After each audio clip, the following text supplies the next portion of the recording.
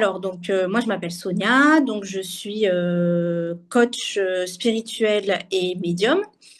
Donc moi j'accompagne mon rôle en tout cas, ma mission de vie, c'est d'accompagner des femmes, voilà dans leur, chemin de vie, les aider en tout cas à trouver leur voie et surtout à ce qu'elles puissent, s'aimer elles-mêmes avant tout et du coup je fais appel à ma canalisation et à plusieurs petits outils que j'ai, qui m'aident au quotidien en tout cas et qui m'accompagnent.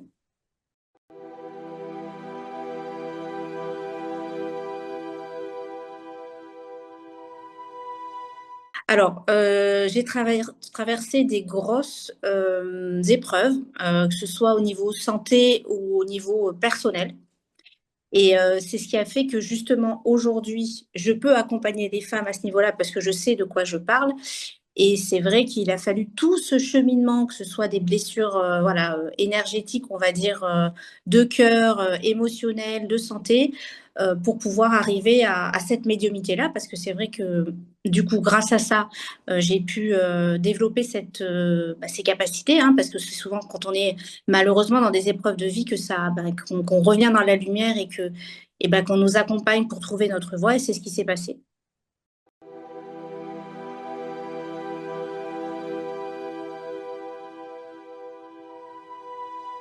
J'ai eu, justement quand j'ai passé cette période-là de maladie, effectivement, c'est à ce moment-là que j'ai eu beaucoup de canalisations, beaucoup de messages, beaucoup de choses qui sont venues à moi, que ce soit, hem, auditives, visuelles, sensorielles, énergétiques et bon, c'est vrai qu'au départ, j'étais un petit peu dans le déni. C'est-à-dire au départ, je voulais pas forcément en entendre parler, je voulais pas forcément, aller dedans, mais du coup, j'ai pas vraiment eu le choix, parce que ça c'est quelque chose qui m'a appelée et du coup, c'est vrai que c'est ressorti beaucoup dans la souffrance. Je pense comme beaucoup de personnes connectées, souvent c'est dans la souffrance en fait que se relèvent, nos capacités, hein, souvent.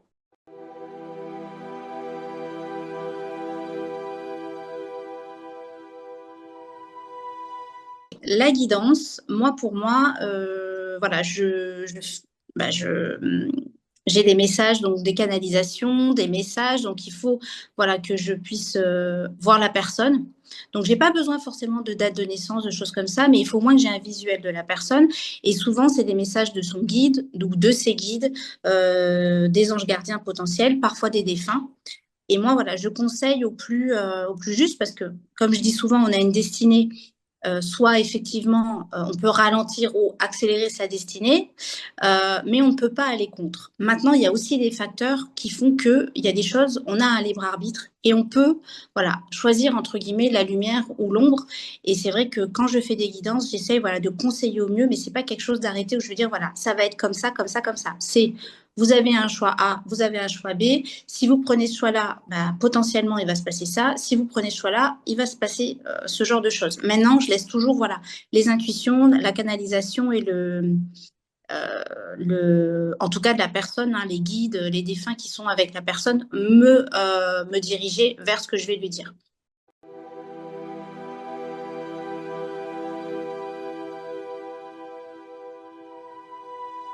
Alors, c'est la matrice du destin, donc c'est en rapport avec la date de naissance, d'accord? C'est une cartographie, c'est un outil qui peut vous aider à trouver votre mission de vie. Ça va aussi vous aider à vous donner les âges clés de votre vie. Potentiellement, par exemple, un déménagement, une rencontre amoureuse qui est forte, un mariage, heu, de l'abondance financière, qui va tomber par X, Y plan. C'est vraiment une cartographie, c'est en lien avec la numérologie, mais beaucoup plus poussée et beaucoup plus forte. Ça vous aide aussi également à, connaître votre karmique, ça veut dire, bah, vos vies antérieures, les blocages qu'on a par rapport à ces vies antérieures, comment faire, pour justement, les surpasser le mieux possible et c'est vrai que ça vous donne un outil, on va dire, pour connaître quand même pas mal de choses. Vous avez aussi, par exemple, en matrice du destin, vous pouvez allier 2 matrices, ça veut dire, une personne A et une personne B et en faire une seule et même matrice. Là, vous voyez la compatibilité des personnes, qu'est-ce qu'elles ont à vivre en commun, qu'est-ce qui va se passer et cetera et cetera et là, c'est très, très intéressant.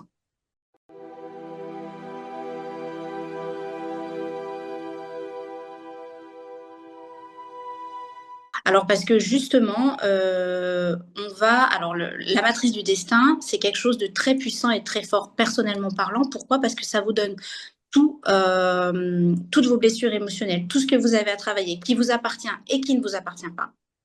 Donc ça peut vous guider, dans votre chemin de vie déjà à prendre des décisions importantes. Ça veut dire par exemple, là on est en 2025, on a, je vous dis une bêtise, bon là on est en année 9 par exemple de renouvellement, mais il y a une année où on pourra potentiellement déménager. Énergétiquement, ce sera mieux pour X, Y raison puisque les blocages seront plus ou moins accentués sur, les déplacements et cetera.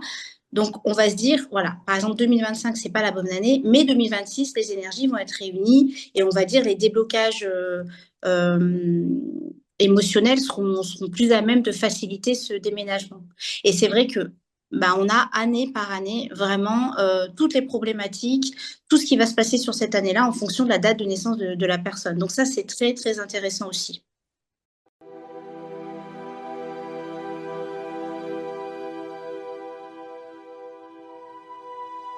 L'amour de soi.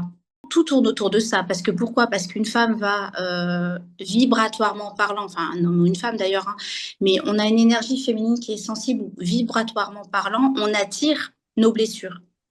Donc, si vous manquez d'amour de vous-même, vous allez attirer quelqu'un à vous qui va appuyer sur ça et qui va vous faire travailler sur ça. Et comme on dit, ce qu'on ne comprend pas dans la douceur, on le comprend dans la douleur. Et souvent, malheureusement, bah, jusqu'à qu'on comprenne la leçon, on va nous envoyer ce genre de problématique. Et moi, vraiment sur le point sur lequel j'insiste énormément en séance de coaching que j'ai avec les femmes, c'est surtout aimez-vous. Aimez-vous, prenez soin de vous, respectez-vous, ne mendiez pas, ne quémandez pas, n'allez pas chercher, laissez la fluidité, ayez confiance au timing divin. Et ça, pour ça, il faut énormément d'amour pour soi. Et c'est surtout ce genre de blessure-là. Alors après, plus ou moins, il y en a, ça va être une origine de blessure familiale, d'autres des anciennes relations toxiques ou des épreuves de vie, etc. Mais en général, ça tourne toujours autour de l'amour de soi.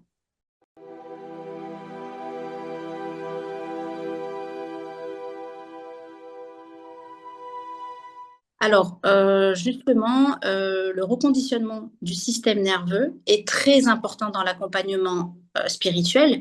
Pourquoi? Parce que notre cerveau, c'est vraiment du plastique. Ça veut dire tout ce qui sort de notre bouche, tout ce qu'on dit, tout ce qu'on crée, tout ce qu'on se répète en boucle va être des énergies de création. Et ça, malheureusement, il y a vraiment que le reconditionnement du système nerveux qui peut aider à casser les pensées limitantes qu'on peut avoir, qui ont été inculquées pendant notre enfance par nos parents, une mauvaise image qu'on a de nous-mêmes qui ont été créées par une situation toxique ou quelque chose.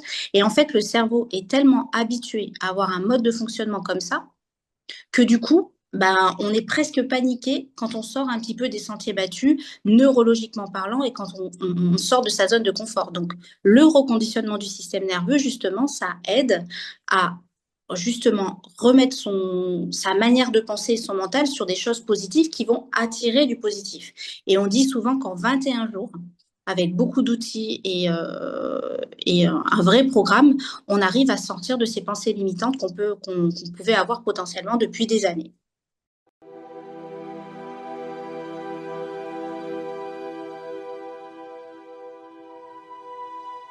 Alors, un audio subliminal, c'est quoi? C'est des vibrations et des affirmations qui ne sont pas perceptibles à l'oreille comme ça, mais que notre inconscient, lui, va valider. Ça veut dire, vous avez souvent des subliminaux qui vont être à base de son θ ou son gamma, en fonction, souvent le matin ou le soir, parce que c'est là où notre cerveau est réceptif à ça. Parce que le matin, on se lève, hop, notre cerveau est conditionné d'une certaine manière à ce que les messages soient absorbés tout de suite. Idem la nuit et le soir. Mais ce n'est pas perceptible à l'oreille. C'est-à-dire on ne va pas comprendre ce qui est dit et on ne va pas forcément écouter un son qui est très net.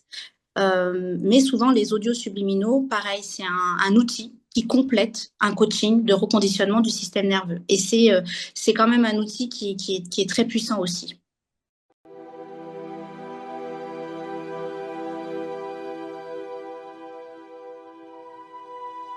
Alors le nettoyage énergétique ou le nettoyage d'âme sert à enlever tout ce qui est, énergie basse et qui nous empêche justement d'aller sur notre chemin de lumière. Ça veut dire que toute la place qui est prise par ces mauvaises énergies dans notre cœur ou dans notre âme n'est pas prise par des bonnes énergies. Ce qui fait qu'on a des blocages, énergétiques, on a des blocages financiers, on a des blocages amoureux, mais qui finalement sont pris par ces mauvaises énergies. Comment on attrape ce genre d'énergie? On a tous des brèches émotionnelles. Qui dit brèche dit ouverture. Qui dit ouverture, il y a tout qui rentre. Le bon comme le mauvais. Ce qui se passe quand c'est des mauvaises énergies, c'est que bah, ça rentre, ça fait presque partie de nous. On vit au quotidien avec, on se dit bah, qu'on n'a pas de chance, qu'il y a ça ou ça ou ça, mais en fait, c'est entre guillemets artificiel. C'est quelque chose qu'on peut enlever. Voilà. Bien évidemment, après un nettoyage énergétique, donc il faut que ce que moi j'ai enlevé, la personne le remplisse. Pourquoi? Parce que sinon, ça va revenir. Donc, il faut travailler sur ses blessures émotionnelles, il faut se remplir de joie, il faut prendre soin de soi, etc., etc. Donc, moi, je demande quand même à mes clientes de faire un certain travail derrière les nettoyages énergétiques. C'est vraiment un travail, on va dire, d'équipe.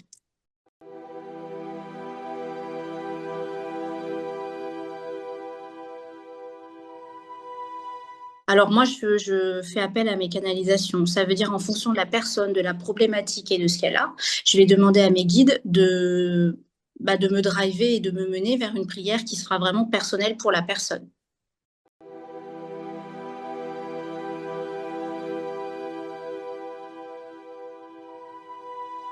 À tout le monde. Vraiment, il y a pas on a tous la capacité de développer, son intuition, sa clairvoyance, sa médiumnité et cetera. Je pense qu'il faut arrêter de dire que, on a en tout cas, c'est mon avis, qu'on est au-dessus ou en dessous de quelqu'un. Après, comme on dit, c'est comme à l'école, hein, il y a des élèves qui ont des facilités, d'autres moins, mais avec du travail, vous pouvez arriver à beaucoup de choses. Le problème, c'est comme les gens maintenant sont beaucoup dans le mental et pas dans l'intuition, ils se disent: «Oui, mais toi, tu arrives parce que tu as des dons et moi, je ne peux pas parce que je n'ai pas ces dons». C'est pas une question de dons, c'est une question de travailler son intuition. On est tous capables d'ouvrir son troisième œil, on est tous capables de s'écouter, mais le souci, c'est ça, c'est qu'il faut vraiment écouter son intuition.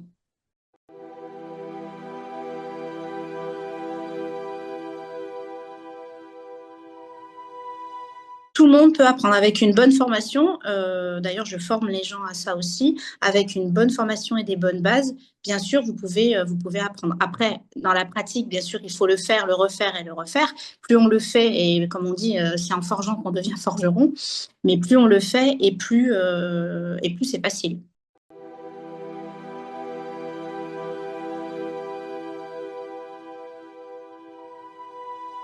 Bah, justement, les gens qui confondent le mental et l'intuition.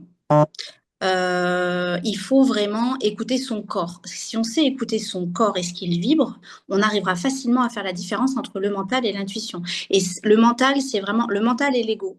C'est vraiment deux choses. C'est vraiment le pire ennemi de l'intuition et du coup par ricochet des capacités ou de ce qu'on peut faire niveau spiritualité ou sur ce genre de pratique.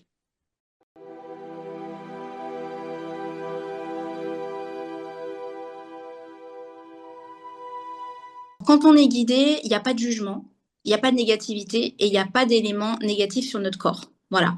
Quand on est guidé par le divin, par nos intuitions, c'est fluide, c'est agréable et c'est instantané surtout. Comme on dit, quand il y a un doute, il n'y a pas de doute. Si c'est quelque chose qui est forcé, si c'est quelque chose qu'on se répète, si c'est quelque chose qui n'est pas fluide, alors c'est pas notre intuition.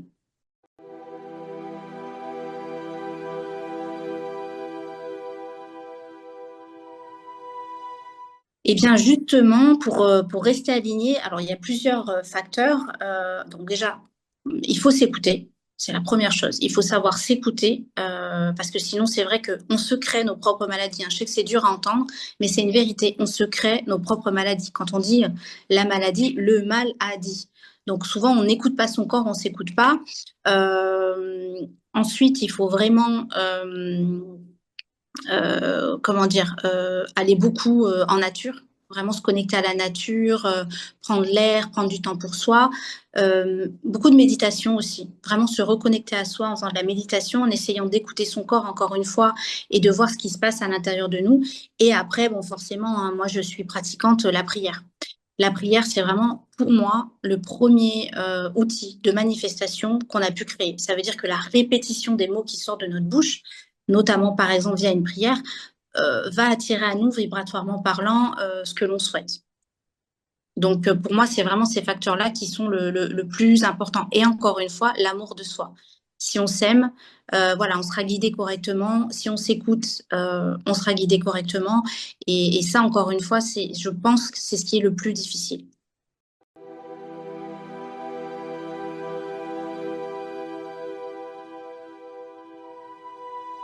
Oui, moi, c'est principalement des accompagnements à distance d'ailleurs.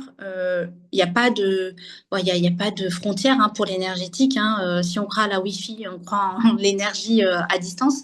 Mais moi, je travaille plus à distance. Pourquoi? Parce que j'aime vraiment être dans ma petite bulle et me recentrer justement sur mes énergies de manière à avoir les canalisations les plus pures possibles et le plus fluide possible. C'est vrai que parfois, quand on a la personne en face, il y a beaucoup d'avantages, hein, mais le temps est différent. Voilà, la prise en charge, elle est différente. Ça dépend de la personne, ça dépend de ce qu'on souhaite. Mais en tout cas, à distance, moi, pour ma part, pour moi, c'est mieux.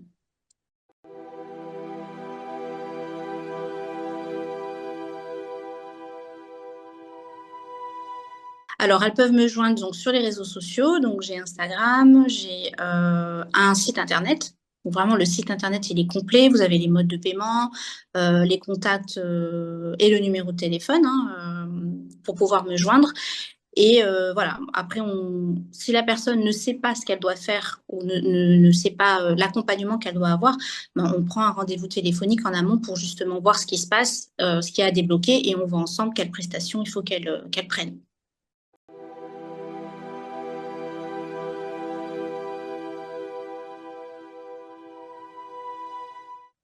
Girl power.